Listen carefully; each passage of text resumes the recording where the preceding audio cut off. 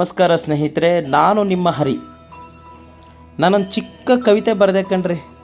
ಆ ಕವಿತೆ ಚಿಕ್ಕದೇ, ಆದರೆ ಇರುವ ಪಾತ್ರ ಮಾತ್ರ ಬಹುದೊಡ್ಡದು ಕಣ್ರಿ. ಅದು ದೊಡ್ಡದೋ ಚಿಕ್ಕದು ತಿಳ್ಕೊಬೇಕಂದ್ರೆ ನೀವು ಕೇಳಬೇಕಲ್ವಾ. ಬನ್ನಿ ಕವಿತೆ ಒಳಗಡೆ ಹೋಗೋಣ. ತಾಯಿಯೇ ಮೊದಲ ದೇವರಂತೆ, ತಾಯಿ ಹಾಡಿದ ಜೋಗುಳ ಗೀತೆ, ನಾವು ಕೇಳಿದ ಮೊದಲ ಸಪ್ತ ಸ್ವರಗಳಂತೆ, ತಾಯಿ ಎದೆ ಹಾಲು ಅಮೃತವಂತೆ. ಕಾರಣ ತಾಯಿ ತನ್ನ ರಕ್ತವನ್ನೇ ಹಾಲಾಗಿ ಉಳಿಸುವಳಂತೆ. ತಾಯಿಯ ಮಡಿಲು ಕಡಲ ತೀರವಂತೆ, ತಾಯಿಯ ಕೈತುತ್ತು ಸಾಲು ಮರಗಳ ತಂಪು ಗೊತ್ತೇ. ತಾಯಿಯ ಪ್ರೀತಿಗೆ ಸರಿಸಾಟಿ ಮತ್ತೇನೂ ಇಲ್ಲವಂತೆ. ಮತ್ತೆ ಇದನ್ಯಾಕೆ ಮರೆತೆ ಮಡದಿ ಬಂದಂತೆ. ತಾಯಿ ಇರುವವರೆಗೂ ನಿನ್ನದೇ ಧ್ಯಾನವಂತೆ. ತಾಯಿ ಇಲ್ಲದ ಜನ್ಮ ನಾಯಿಗಿಂತ ಹೀನವಂತೆ. ನಮ್ಮಿಂದ ಬರುವ ತಾಯಿಯ ಕಣ್ಣೀರು ನಮ್ಮ ರೋಗಗಳ ಸರಮಾಲೆಯಂತೆ. ತಾಯಿಯನ್ನ ಆಶ್ರಮದಲ್ಲಿ ಬಿಡುವಾಗ ನೀ ಯೋಚಿಸಬೇಕಂತೆ. ಮುಂದೊಂದು ದಿನ ಅದೇ ಪರಿಸ್ಥಿತಿ ನಿನಗೂ ಬರುವುದು ಕಡ್ಡಾಯವಂತೆ.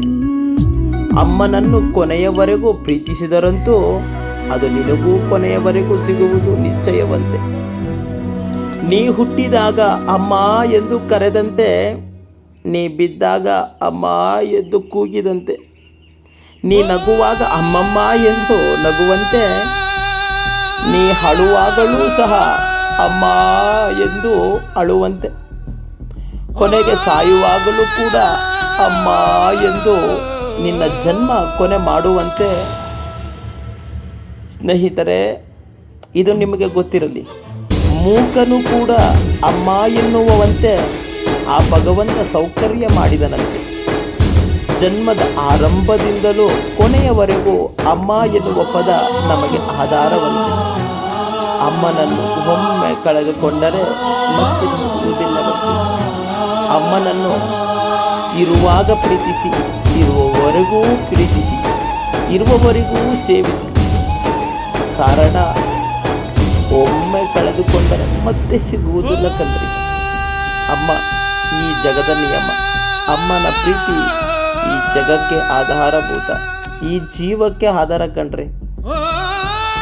ಮತ್ತೊಂದು ವಿಡಿಯೋದಲ್ಲಿ ಸಿಗೋಣ. ಜೈ ಶ್ರೀರಾಮ್.